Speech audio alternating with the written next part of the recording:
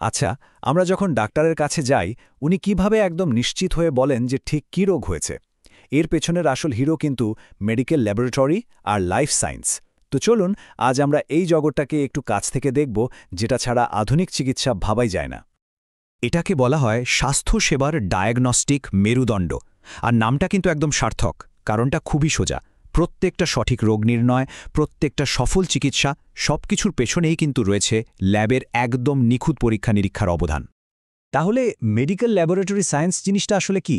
সহজ করে বললে এটা হলো রোগ নির্ণয়, প্রতিরোধ আর গবেষণার জন্য আমাদের শরীরের নানা রকম স্যাম্পল, যেমন রক্ত বা টিস্যু, এগুলো নিয়ে সায়েন্টিফিক অ্যানালিসিস করা। মানে বুঝতেই পারছেন এর গুরুত্ব ঠিক কতটা বিশাল। এই ফিল্ডের কাজ কিন্তু অনেক বড়। যেমন ধরুন, রক্ত, টিস্যু বা অন্য স্যাম্পল বিশ্লেষণ করে রোগটা ঠিক কী তা খুঁজে বের করা হয়। শুধু তাই না, চিকিৎসার সঠিক রাস্তাটাও ঠিক করে দেওয়া হয়। আবার দেখুন, নতুন নতুন মেডিকেল গবেষণাতেও এর বিশাল ভূমিকা আছে। আর সব মিলিয়ে আমাদের সবার স্বাস্থ্য সুরক্ষিত রাখতেও এটি কাজ করে। তো চলুন দেরি না করে এই দারুণ ফিল্ডে ক্যারিয়ার গড়ার পুরো রাস্তাটা একবার দেখে নেওয়া যাক। একদম প্রথম ধাপ থেকে শুরু করে কিভাবে একজন এক্সপার্ট হয়ে ওঠা যায় তার সবটা আমরা জানব। ক্যারিয়ারের একেবারে প্রথম ধাপ হল ডিপ্লোমা প্রোগ্রাম। এটাই ল্যাব সায়েন্সে ঢোকার ফাউন্ডেশন, যা আপনার ভিত্তিটাকে একদম মজবুত করে দেবে। এর পুরো নাম হলো diploma in medical laboratory technology, মানে যাকে আমরা ছোট করে বলি ডিএমএলটি। ল্যাব সায়েন্সের বিশাল জগতে এটাই হতে পারে আপনার প্রথম পদক্ষেপ। এখন প্রশ্ন হল, এই ডিএমএলটি প্রোগ্রামটা করতে কতদিন সময় লাগে? মোট 2.5 বছর। এর মধ্যে 2 বছর হচ্ছে কোর্স ওয়ার্ক, আর বাকি 6 মাস হল হাতে কলমে শেখার জন্য ইন্টার্নশিপ। এই কোর্সের মূল উদ্দেশ্যটা কি? দেখুন, এখানে ফোকাস করা হয় একদম বেসিক জিনিসগুলোর উপর, যেমন কিভাবে একটা বায়োলজিক্যাল স্যাম্পল সাবধানে হ্যান্ডেল করতে হয়, ল্যাবের যে কমন টেস্টগুলো আছে সেগুলো কিভাবে করতে হয়, আর সবচেয়ে জরুরি, ল্যাবের সিস্টেম, নিয়মকানুন আর সেফটি সম্পর্কে জানা। এখানে সবচেয়ে মজার ব্যাপারটা কি জানেন? ক্লাসে যা যা শেখা হচ্ছে তার সাথে কাজের অভিজ্ঞতার একটা দারুণ মেলবন্ধন ঘটানো হয়েছে। মানে অ্যানাটমি, বায়োকেমিস্ট্রি, মাইক্রোবায়োলজির মতো বিষয়গুলো থিওরিতে পড়লেন, আর ঠিক তারপরই ইন্টার্নশিপে গিয়ে সরাসরি সেগুলোর প্র্যাকটিক্যাল কাজ করার সুযোগ পেয়ে গেলেন। এর থেকে ভালো আর কি হতে পারে? আর ডিপ্লোমাটা শেষ করার পরেই কিন্তু বসে থাকতে হবে না। বেশ কিছু গুরুত্বপূর্ণ পদে কাজ শুরু করে দেওয়া যায়। যেমন ধরুন, ল্যাব টেকনিশিয়ান হিসেবে, স্যাম্পল প্রসেসিং টেকনিশিয়ান হিসেবে, অথবা ব্লাড ব্যাংক বা ক্লিনিক্যাল ল্যাবে অ্যাসিস্ট্যান্ট হিসেবে। বেশ, ডিপ্লোমার ধাপটা তো আমরা বুঝলাম। এবার চলুন পরের ধাপে যাওয়া যাক। দেখা যাক একটা ব্যাচেলর ডিগ্রি কিভাবে দক্ষতাকে আরও এক লেভেল ওপরে নিয়ে যেতে পারে। এই প্রোগ্রামটার নাম হল BSc in medical laboratory science বা বিএসসি এমএলএস।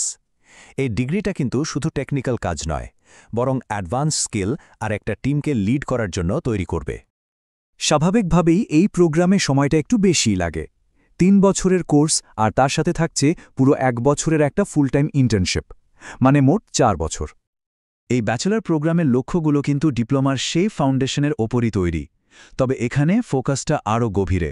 যেমন আরও জটিল সব ডায়াগনস্টিক পরীক্ষা করা, নিজের অ্যানালিটিক্যাল স্কিলকে শান দেয়া, কোয়ালিটি অ্যাসিওরেন্সের খুঁটিনাটি বোঝা, আর ভবিষ্যতে লিডারশিপ বা গবেষণার জন্য নিজেকে প্রস্তুত করা।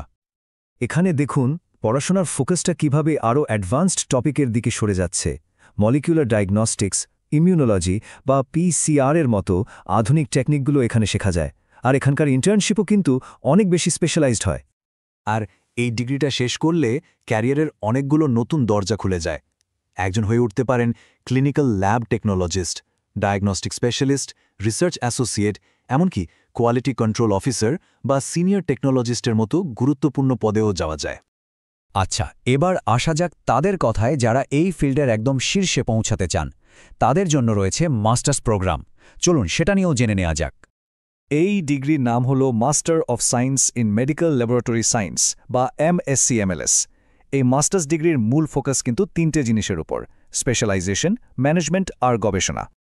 এর জন্য সময় দিতে হবে 2 বছরের কোর্সওয়ার্ক, আর তার সাথে থাকছে প্রায় 9 থেকে 12 মাসের একটা বেশ বড়সড় রিসার্চ ফোকাসড ইন্টার্নশিপ। মানে ব্যাপারটা পরিষ্কার, এই ডিগ্রিটা শুধু কাজ করার জন্য তৈরি করে না, বরং নেতৃত্ব দেওয়ার জন্য তৈরি করে। গবেষণা করা, নতুন কিছু উদ্ভাবন করা আর হাই লেভেল পজিশনে কাজ করার জন্য যা যা দরকার তার সবই এখানে শেখানো হয়।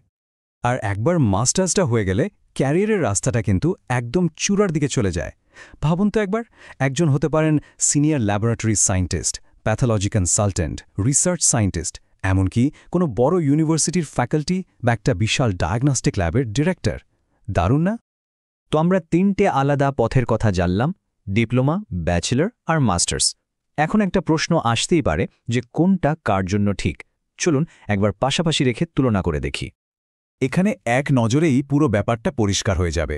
দেখুন কিভাবে সময়, ভর্তির যোগ্যতা আর ভবিষ্যতের কেরিয়ারের পথ এই সব কিছু প্রত্যেকটা প্রোগ্রামের জন্য আলাদা। এটা দেখলে নিজের জন্য সঠিক সিদ্ধান্ত নেওয়াটা অনেক সহজ হয়ে যাবে।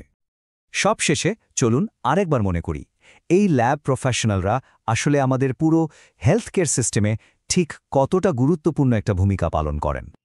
আসলে এই পেশায় এসে একজন শুধু একটা চাকরি করেন না, তিনি হয়ে ওঠেন স্বাস্থ্যসেবার এক অপরিহার্য অংশ।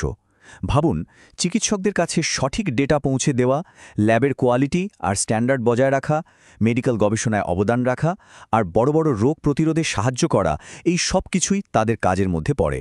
এটা একটা বিশাল দায়িত্ব। তাহলে এই ডায়াগনস্টিক হিরোদের দলে যোগ দিতে কে প্রস্তুত? স্বাস্থ্যসেবায় সরাসরি অবদান রাখার এমন সুযোগ কিন্তু সত্যিই অসাধারণ।